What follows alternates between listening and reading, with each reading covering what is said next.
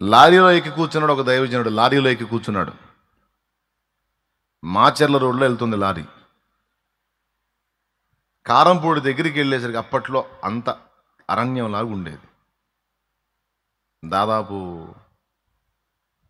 ఒక 35-40 ఏళ్ల క్రితం అనుకోండి ఈ సంఘటన. దైవజనుడు లారీలో కూర్చున్నాడు. మీరు స్తోత్రం చెప్పండి. లైన్లో ఉన్నారుగా. ఎక్కడ కూర్చున్నాడు? లారీ పోతుంది. నైట్ టైం, మధ్యరాత్రి. కారంపూడి సమీపంలోకి వెళ్ళేసరికి ఈయన కళ్ళు మూసుకున్నాడు, స్తోత్రాలు చెప్పుకుంటా కూర్చున్నాడు. దేవుడు మాట్లాడుతున్నాడు. నా కుమారుడా లారీ దిగు అంటున్నాడు. లారీ దిగు నాయన, లారీ ఆపి దిగు. మళ్ళీ ఏంది ఇట్లా నాకు ఈ తలంపు కలుగుతుంది, దేవుడు నాతో ఏంటి ఈ విషయం మాట్లాడాడు. మళ్ళీ కనిపెట్టాడు. ఏంటి నాయన, దిగు నా కుమారుడా, త్వరగా దిగు అన్నాడు. 2 సార్లు దేవుడు స్పష్టంగా అతనితో మాట్లాడినట్లు అర్థమైంది. అయ్యా లారీ ఆపండి అన్నాడు. ఎందుకు అన్నాడు డ్రైవర్. దిగాలే అన్నాడు. ఫలానా దగ్గరికి వస్తానని ఎక్కావు కదా, ఇక్కడ దిగటం ఏంది? ఇదేందో తెలుసా? అడవి. ఈ అద్దె మధ్యాహ్నం ఆపమంటావు ఏంటి? లేదులే, ఏసై చెప్పాడు దిగమంటున్నాడు. ఏసై చెప్పాడు. పిచ్చోడివా మంచోడివా? కన్ను పొడుచుకున్నా కనపడదు, చీకటి. ఆ ముందన్న ఆపుతాను, ఆ వచ్చే ఊర్లో ఆపుతాను, నువ్వు కూర్చోవాలి. లేదు, నువ్వు ఆపయ్యా, నేను దిగుతాను. దేవుడు చెప్పాడు దిగాల్సింది. లారీ దిగాడు. ఎవడో పిచ్చోడిలాగా ఉన్నాడు అని వాడు వెళ్ళిపోయాడు. లారీ డ్రైవర్ ముందుకు వెళ్ళిపోయాడు. కాసేపటికి ఆయన ఎడారిలో ఉన్నాడు, కానీ దేవుడు చెప్పాడు దిగాడు. ఇక చీకట ఏందా అనేది అనవసరం, దేవుడే చూసుకుంటాడు. అట్లనే నడుచుకుంటూ వెళ్తున్నాడు. చిన్నగా వేరే వెహికల్ ఏదో వచ్చింది, దాన్ని ఆపుకున్నాడు. ఆపారు వాళ్ళు. ఈ జామున ఎట్లా పోతున్నావు నువ్వు అన్నది. ఏదో వెళ్తున్నాను లేయా, ఎక్కమంటారా, ఎక్కించుకొని పోతాను. కొంచెం దూరం పోయిన తర్వాత అక్కడ సన్నివేశం చూసి ఆశ్చర్యపోయాడు. తను దిగిన లారీ ముందుకు వెళ్ళి యాక్సిడెంట్కి గురైంది.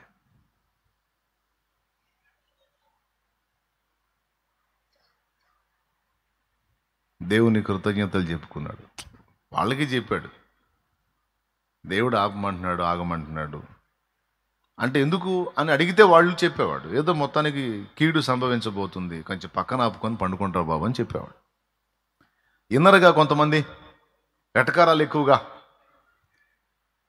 అట్లా కొన్నిసార్లు దేవుడు తనకు అందుబాటులో ఉండే వ్యక్తులకు సంభవింపబోయే సంగతులు ముందే చెప్తాడు దేవుడు. ఎందుకంటే ఎనీ టైం మన మీద దృష్టి పెట్టి ఉంటాడు ఆయన. జరగబోయే విషయాలను ముందే ఆయన సమాచారం ఇస్తాడు. అయితే ఎవరికి ఇస్తాడు? ఎవరు ఆయనకు అందుబాటులో ఉంటారో, ఎవరు ఆయనతో మనసుని ట్యూన్ చేసుకొని ఉంటారో వాళ్ళకి అందిద్ది ఆ సమాచారం.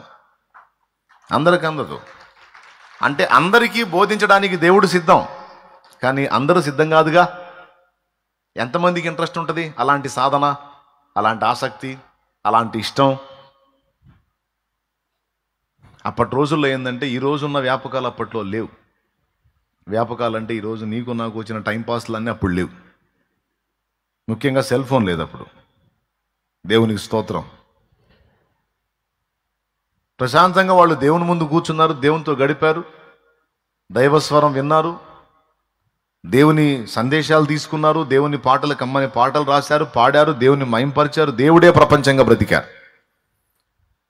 చాలా విషయాలు ప్రత్యక్షతలు పొందారు వాళ్ళు.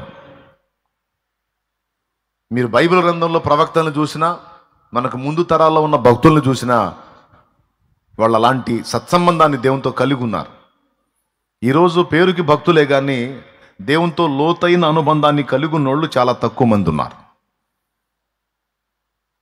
ఏం చేస్తున్నారో, ఎటు వెళ్తున్నారో స్పష్టత లేదు. మొత్తానికి భక్తులు అనే దానిలో కొట్టేసుకొని వెళ్ళిపోతున్నారు. కానీ మీరు అలాగ ఉండొద్దు. ఆనాటి భక్తిని సాధన చేయటం ఎంతైనా మంచిది. ఎందుకంటే దేవుడు తనను ప్రేమించి తన సన్నిధిని వెతికే వాళ్ళకి ఎప్పుడు అందుబాటులోనే ఉంటాడు ఆయన. దేవునికి స్తోత్రం కలుగును గాక. మోషే లైఫ్ని మీరు చూడండి. యెహోవా చెప్పిన మాట చొప్పున మోషే చేసెను అని ఫరో దగ్గరికి పోతాడు, దేవుని దగ్గరికి పోతాడు. ఇశ్రాయేల్ దగ్గరికి పోతాడు, దేవుని దగ్గరికి పోతాడు. ఇక అదే పని. దేవుని యొద్దకు వెళ్ళను, దేవుడు చెప్పిన మాట చొప్పున చేశాను. దేవుని యొద్దకు వెళ్ళాను మోషే, దేవుని యొద్దకు వెళ్ళాను, దేవుని యొద్దకు వెళ్ళాను, దేవుని యొద్దకు వెళ్ళాను, దేవుని యొద్దకు వెళ్ళాను. దావీదు దేవుని యొద్ద విచారించను, దావీదు దేవుని యొద్ద విచారించను, దావీదు దేవుని యొద్ద విచారించను. వీళ్ళందరి జీవితాలు మనం చూస్తే దేవుడు దేవుడు దేవుడు దేవుడు దేవుడు.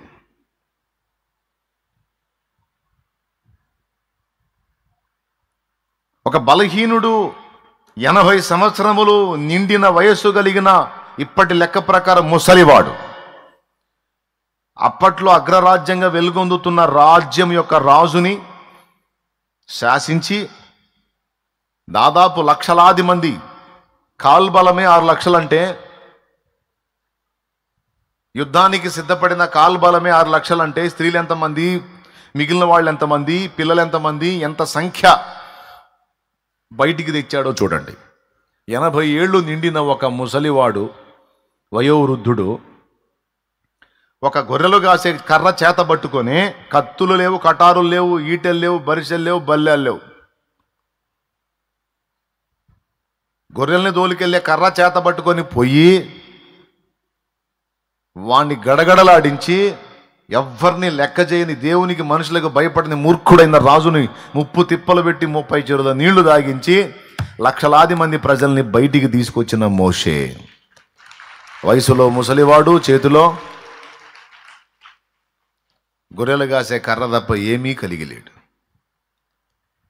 కానీ అన్ని లక్షల మందిని నడిపించాడు దాదాపు 40 ఏళ్ల పాటు. ఇది ఎలాగూ సాధ్యం? ఆ బలహీనుడు అంతటి బలవంతుడు ఎలా అయ్యాడు? లక్షలాది మందికి సమాధానం చెప్పేవాడు ఎలా అయ్యాడు? ఒక్కటే ఆధారం, దేవుడే. ప్రతి దానికి దేవుని యొద్దకు వెళ్ళి దేవుని ద్వారా ఆయన నడిపింపును పొందాడు. అందుకే తాను ఒక్కడు ఒక ఇంటికి, ఒక కుటుంబానికి కాకుండా లక్షలాది మందికి దీవెనకరమైన, ఆశీర్వాదకరమైన పాత్రగా ఆయన ధన్యచరితుడయ్యాడు మోషే, దేవుని బట్టే. కాబట్టి ఇక్కడ మొదటి పాఠంగా మనం గుర్తించాల్సింది ఏంటంటే, దేవుని దగ్గరకు వచ్చే ప్రతి ఒక్కరు కూడా ఏదో ఒక ఆనవాయితీగా, ఆచారంగా, నామమాత్రంగా మాత్రమే వచ్చి అంతవరకు భక్తి చేసి మమ అనిపించుకొని వెళ్ళటం కాకుండా కొద్దిగా కొంచెం లోతుకు మీ దోణెను నడిపించడానికి ప్రయత్నం చేయండి. శ్రేష్టమైన ఈవులు మీకు దొరుకుతాయని నా మొదటి సలహా. దేవునితో కొంచెం లోతుకి వెళ్ళండి, కొంచెం లోతుగా దేవునితో అనుబంధాన్ని ఏర్పరచుకోండి, కొంచెం లోతుగా ప్రయాణం చేయండి. పైపైన ఉంటే సముద్రపు దరినంతా నీకు చెత్త చెదారం, నాచు, పీచే దొరికిద్ది. కొంచెం లోతుల్లోకి పోతే సముద్ర గర్భంలో ఉన్న శ్రేష్టమైనవేవో నీకు దొరుకుతాయి. నీకు పైపైన దొరకడు దేవుడు. ప్రభు గొప్ప నామానికి మహిమ కలుగునుగా. ఏం చెప్పాను ఇప్పుడు? ఎక్కడ వినపడిద్ది స్వరం? లోతున వినపడిద్ది. ఈవులు ఎక్కడున్నాయి? లోన ఉన్నాయి, లోతులో ఉన్నాయి ఈవులు. వాటిని అందుకోవాలంటే కొంచెం లోతుకు ప్రయాణం చేయాలి.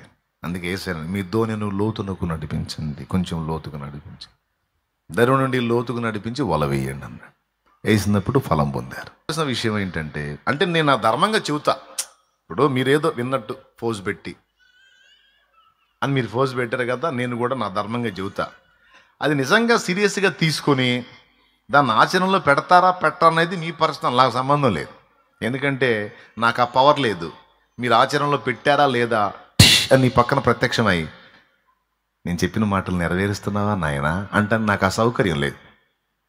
భక్తి సాధన చేస్తున్నావా నాయనా, దేవునితో గడుపుతున్నావా నాయనా, దేవునితో నడుస్తున్నావా నాయనా, ఈరోజు ఏంది నాయనా అలా చేయలేదు అని నీ పక్కన నిలబడి నీకు ప్రత్యక్షమై నేను చెప్పే ఛాన్స్ లేదు. ఈ పూట చెప్తా. ఇక ఈ 6 రోజులు నువ్వేం సాధన చేస్తావో, లేకపోతే ఇంకాసేపటి కూటమి అయిపోయింది హల్లెలూయా అనుకుంటా పోయి ఆ బండికి తుర్రమంటావో, లేకపోతే నువ్వు ఎట్లా తిప్పలు పడతావో, ఇక నాకు సంబంధం లేదు.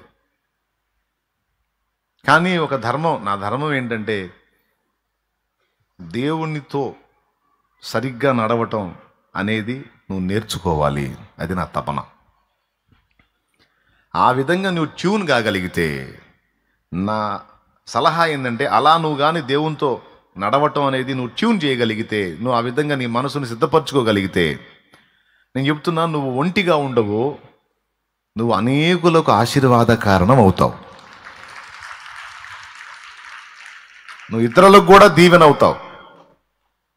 దాన్ని నువ్వు సాధన చేయకపోతే ఏదో నీవు దేవుని దగ్గర ఏదో ఫలం పొందుతావు, నీ మట్టుకు నువ్వు ఏదో నడిసిది, కానీ ఇతరులకు దీవెనకరంగా అయితే నువ్వు కావు. ఇతరులకు దీవెనకరం కావాలంటే తప్పనిసరిగా దేవునితో నడవాల్సిందే. దేవునితో కొంచెం లోతైన అనుబంధాన్ని ఏర్పరచుకోవాలి. ఎటుగుడి లోకాన్ని వదిలిపెట్టావు, దేవుడే కావాలనుకున్నావు, పాత స్నేహాలు, ఫ్రెండ్స్, వ్యవహారాలు, అలవాట్లు, వ్యసనాలు, ఈ చెత్తా చెదారం అంతా వదిలేసావు, దేవుని వైపు వచ్చావు. ఎటుగుడి ఒక అడుగు వేసావు కాబట్టి ఇంకొంచెం లోతులోకి వెళ్ళమంటున్నా. తప్ప? కరెక్టేనా అన్న? రైట్ అన్న వాళ్ళు చేతులు ఎత్తండి. ఓకే, అది వద్దనుకున్నావు, దేవుడే కావాలనుకున్నావు, ఇంకొంచెం ఒక అడుగు కొంచెం లోతుకి ఏమంటున్నా వేస్తే చాలా సంగతులు ఉన్నాయి. అది నాకు దేవుడిచ్చిన కృప, నా భాగ్యం, నా ధన్యత ఏంటంటే ఆ అడుగు నేను వేయటమే కాస్తో కూస్తో. అంటే నా ఘనత కోసం చెప్పట్లా, నాకు దక్కిన భాగ్యం కోసం చెప్తున్నాను. భాగ్య విషయంలో, నాకు దక్కిన భాగ్యం విషయంలో చెప్తున్నాను. నేనే కాదు, నాకు ముందున్న భక్తులు కూడా ఎగ్దం పాటలే పాడుకున్నారు. ఆహా నా ధన్యత, ఓహో నా భాగ్యం అని. దేవునికి స్తోత్రం కలుగునుగాక. హల్లెలూయా. నువ్వు ప్రశాంతంగా ఉండగలవు, నువ్వు ఆనందాన్ని అనుభవించగలవు, నీ చుట్టూ ఉన్న 10 మందిని నువ్వు ప్రభావితం చేయగలవు. నేను ఏకాకినే. ఒక సంఘంలో రక్షణ పొందాను, ఒక సంఘంలో కొంతకాలం ప్రయాణం చేశాను, అక్కడి నుంచి ఒంటరిగానే ఈ ప్రాంతానికి వచ్చాను. ఇక్కడికి వచ్చినాక నన్ను ప్రోత్సహించే వాళ్ళు ఎవరు లేరు. నాకు ఏకాకి లైఫ్. పడతా లెగుస్తా భక్తి సాధనలో తిప్పలు పడతా దేవుని కృపను బట్టి ఏ విధంగా మహానుభావుడు కనెక్ట్ చేశాడో మళ్ళీ లింక్ చేశాడు నన్ను, మళ్ళీ కనెక్ట్ చేసుకున్నాడు నన్ను. అలా ఆయనతో సరైనటువంటి అనుబంధం ఏర్పరచబడిన తరువాత ఇక నా నుండి ఫలము అనేది వ్యక్తమైంది.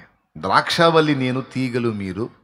తీగ ద్రాక్షావల్లిలో నిలిచి ఉంటేనే కానీ తనంతట తాను ఎలాగో ఫలించదో, అలాగున మీరు నా యందు నిలిచి ఉంటేనే కానీ మీ అంతటా మీరు ఫలించరు అన్నాడు. మీరు నాతో కరెక్ట్గా లింక్ కలిగి ఉంటే, కరెక్ట్గా అనుబంధాన్ని ఏర్పరచుకుంటే నా నుండి సారం మీలోనికి వచ్చిద్ది. సారం మీలోనికి వస్తే అప్పుడు ఫలము మీ నుండి వ్యక్తమైద్ది అన్నాడు. కాస్తో కూస్తో నా వలన ఏదన్నా కాస్త మేలుకరమైన ఫలం అనేది ఒకటి వచ్చింది అంటే సారం ఆయన నుండి వచ్చింది. ఎవరి నుండి వచ్చింది? సారం ఆయన నుండి వచ్చింది.